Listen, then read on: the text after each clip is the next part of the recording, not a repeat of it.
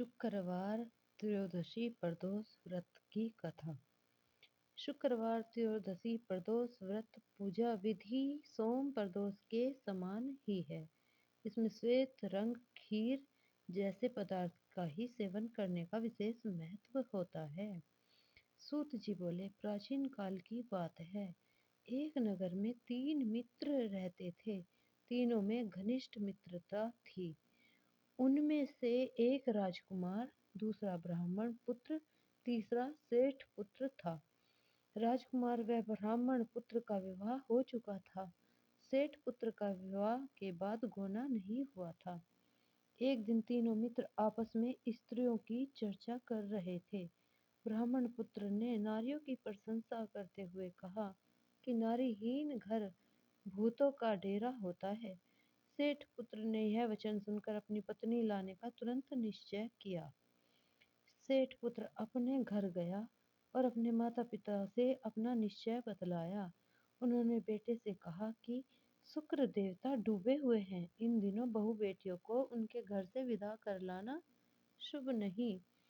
अतः शुक्रोदय के बाद तुम अपनी पत्नी को विदा करा लाना। सेठ पुत्र अपनी जिद से टस से मस नहीं हुआ और अपनी ससुराल जा पहुंचा। सास ससुर को उसके इरादे का पता चला। उन्होंने इसको समझाने की कोशिश की, किंतु वह नहीं माना। उन्हें विवश हो अपनी कन्या को विदा करना पड़ा। ससुराल से विदा होकर पति पत्नी नगर से बाहर निकले ही थे कि उनकी बैलगाड़ी का पहिया टूट गया और एक बैल की टांग टूट गई। पत्नी को भी काफी चोट आई।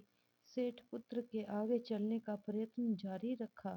तभी डाकुओं से भेंट हो गई और वे धनवान लूट कर ले गए। सेठ पुत्र पत्नी सहित रोता पीटता अपने घर पहुंचा। जाते ही उसे सांप ने डस लिया। उसके पिता ने वैद्य को बुलाया। उन्होंने देखने के बाद घोषणा की कि सेठ पुत्र 3 दिन में मर जाएगा।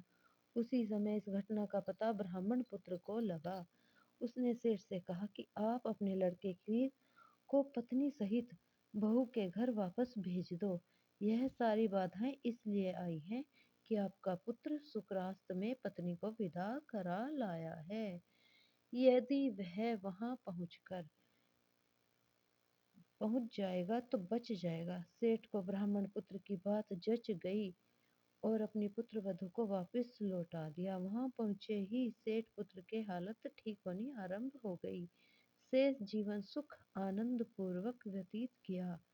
अंत में वह पति पत्नी दोनों स्वर्ग लोक को विमान द्वारा गए। यह हमारी शुक्रवार के प्रदोष व्रत की कथा। आप भी सुनिए और अपने व्रत को पूर्ण करिए। हर हर महादेव, हर हर महादेव।